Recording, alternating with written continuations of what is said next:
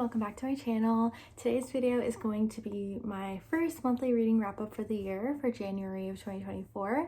So I'm just going to be going over all of the books that I read this month, and I found a lot of good ones actually. I had a really good reading month, so I'm really excited to share them all with you and kind of share my thoughts with you.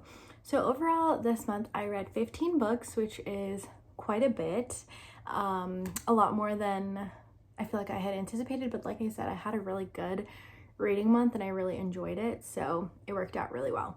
The first book I read this year was Uprooted by Naomi Novik, and I literally finished and read this within 2 days. I finished this literally on the 2nd.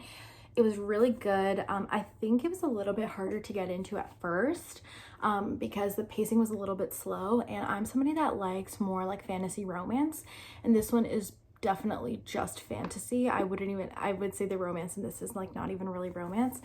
So at first I had a hard time getting into it, but I was really pleasantly surprised by this book. I really liked the way it was written. The magic in this just seemed super, super real, which I loved. I feel like it's really hard to picture it like that because they're very human-like. They're not like creatures in this, they're like humans. And I really, really enjoyed that. This book follows Agnieszka, I believe is how you say her name.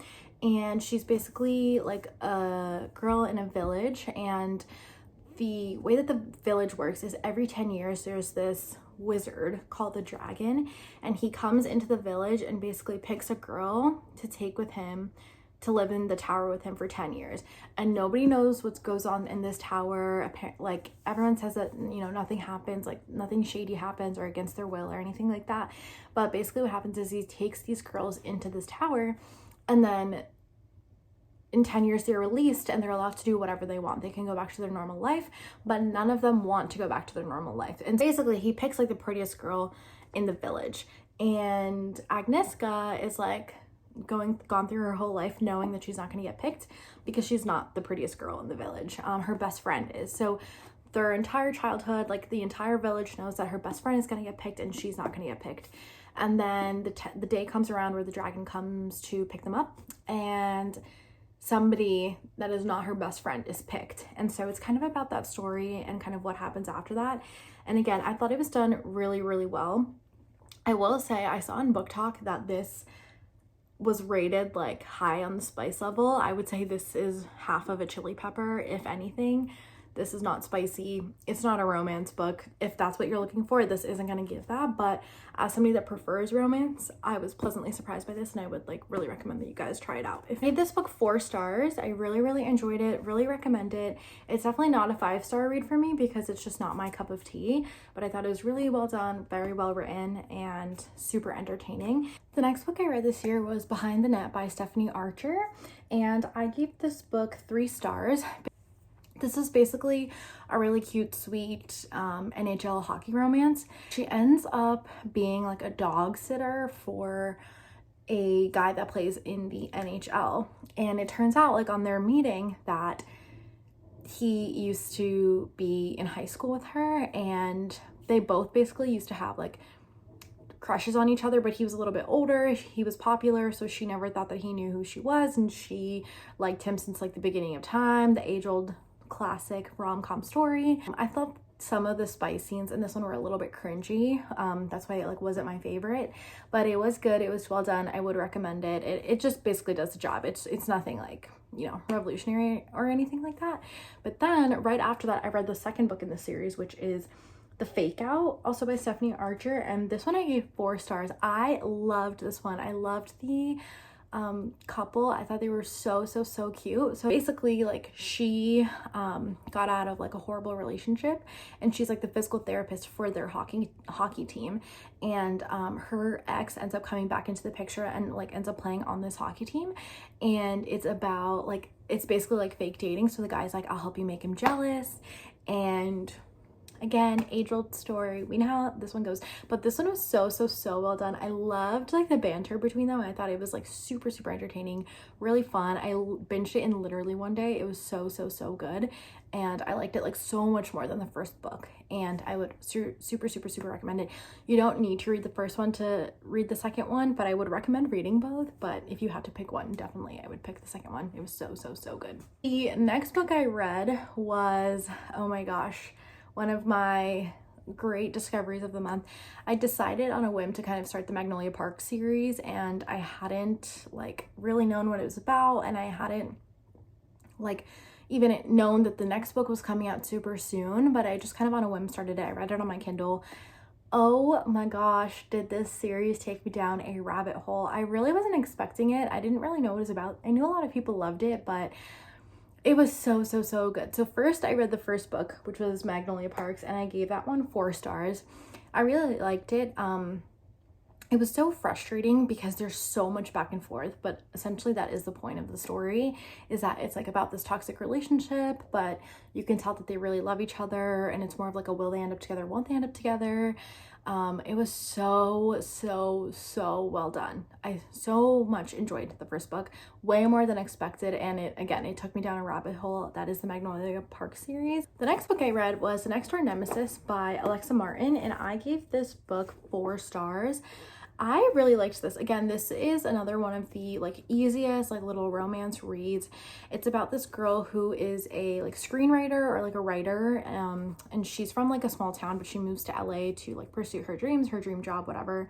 So she moves to LA to pursue her dream job, and then something happens where she goes like viral for a bad reason. I'm not gonna like give too much detail, obviously, but she basically is like, she can't like leave her house, so she comes back to her parents' house to kind of hide out while the viral video of her kind of like blows over, and then she runs into her ex-best friend from high school, and she doesn't really, basically they used to be like really good friends, like inseparable, like basically in love with each other, you know the vibes. And then he went away for one summer, came back and just dropped her, and she has like no idea why.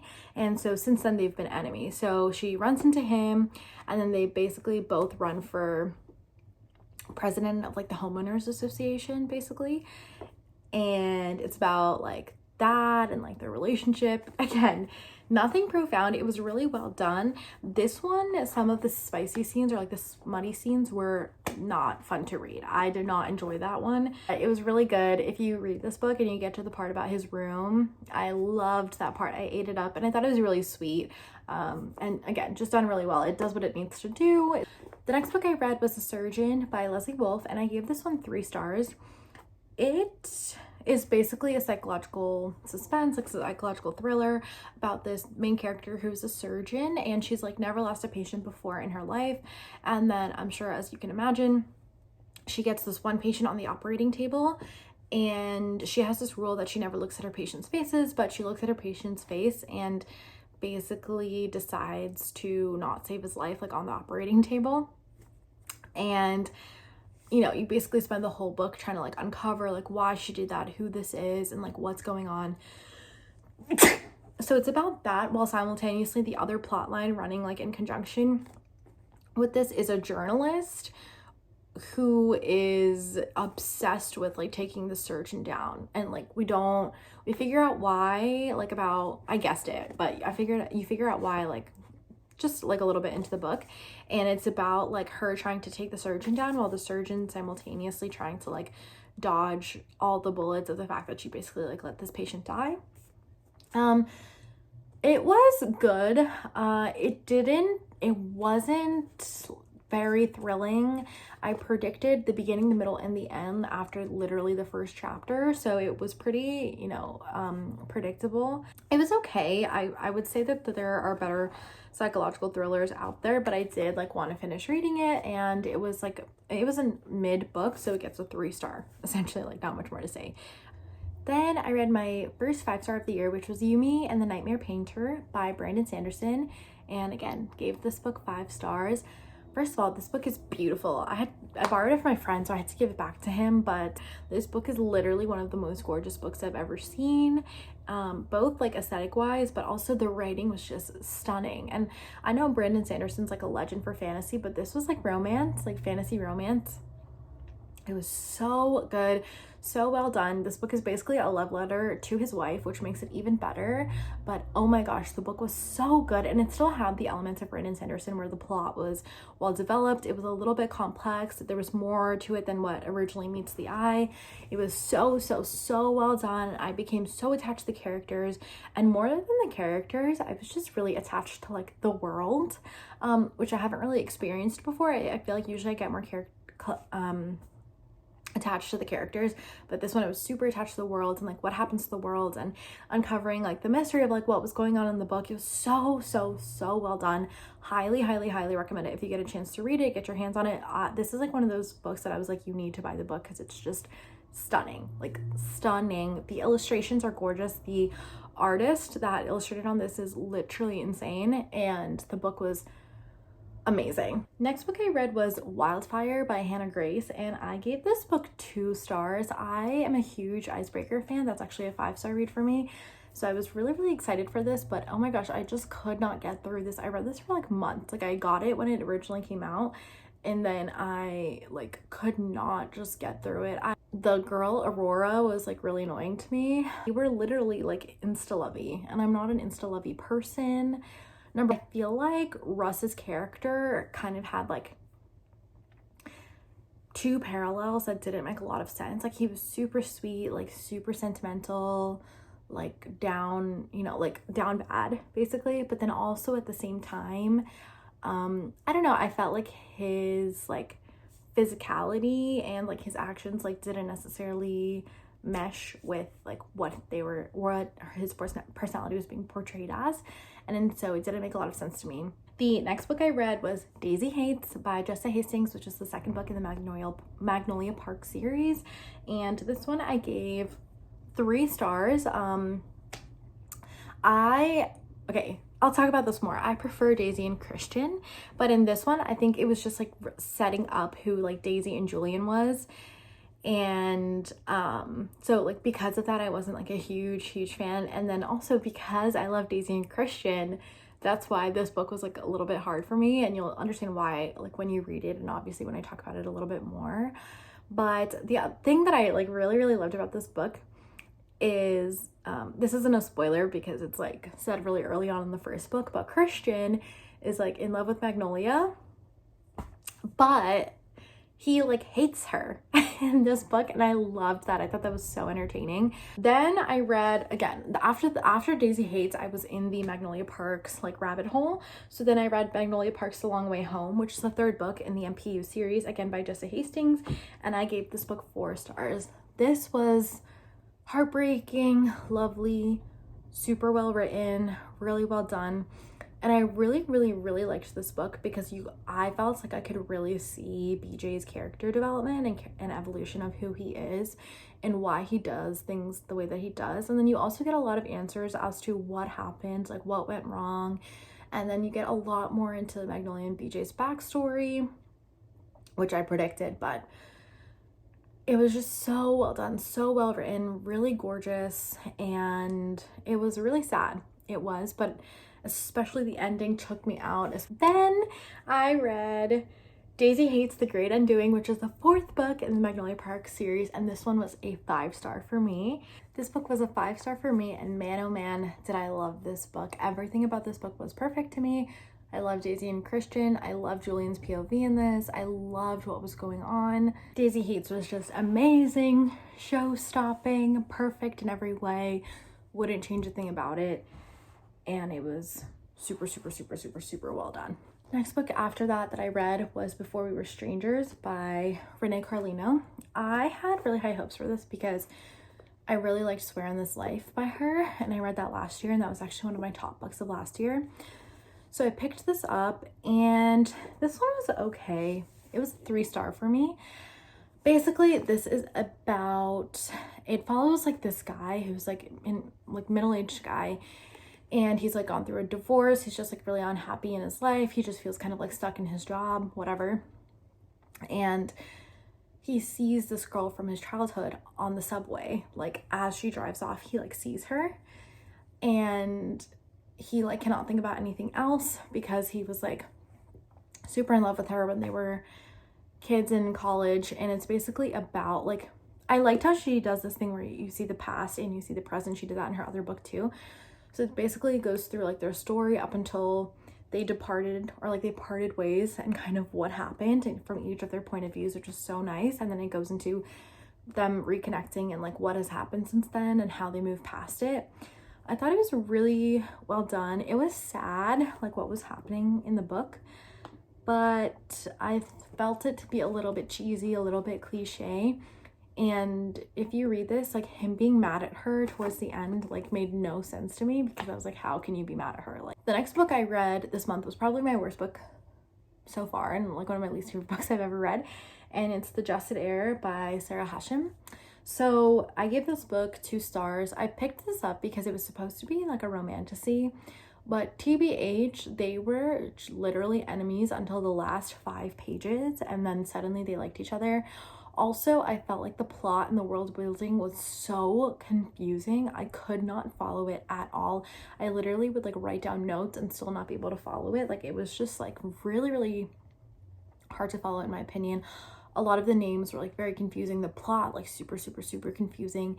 And then I read the end, and genuinely I feel like this is just like this is basically the exact same story as Powerless by Lauren Roberts, but Powerless by Lauren Roberts is much more well done.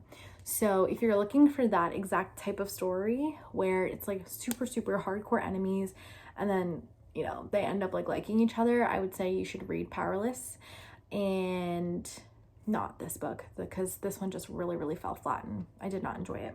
The next book I read was From Blood and Ash by Jennifer L. Armentrout.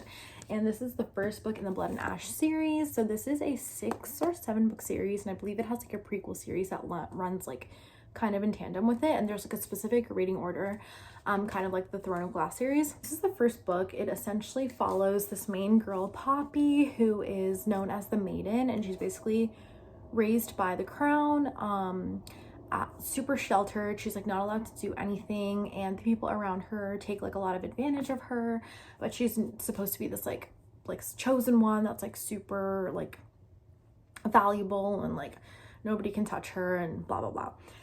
Then something happens where she needs like extra protection, and in walks Hawk, who is a hottie with a body.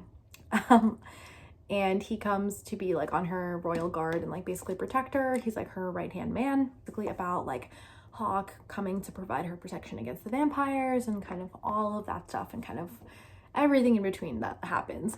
So this one was, I gave this one 3 stars. I actually thought that this book was a little bit slow and a little bit boring. I would say it only picked up that when there was that much left of the book, because that's when something actually eventful happened. But the romance in this was really, really sweet. I liked reading about that. But then I read, and this was my last book of January, is Kingdom of Flesh and Fire by Jennifer L. Armentrout, and this is the 2nd book in the Blood and Ash series, and I gave this book a 3.5 stars, and I actually really liked that book. Again, the smutty scenes are like really, really cringe. And honestly, I feel like the vampire thing is also really, not really cringe, but a little bit cringe in these books. And so I find myself kind of like rolling my eyes at a little bit of it. But the plot in the second one was really good. I really, really, really liked the plot in the second one. I liked the banter. I liked the dynamic. I liked the back and forth. One thing that I didn't like though was I feel like this happens all the time where they just forgive the main male so easily, and I'm like, what is going on? Like, where's your self-respect, girl? Have some. So the other thing is, I feel like the whole maiden and the veil thing got so cringy and so overdone, as like even throughout the end of this book, but specifically the beginning of the next book and like throughout the rest of the series. I'm like, all right, we got it. She was maiden, she hated it, like let's move on. Like there's like other things going on. That is my January reading wrap up. Thank you so much for watching. Let me know what your books that you read this month were, if you like any of these books, and what your ratings are. I would love to hear more about it. And till next time, bye.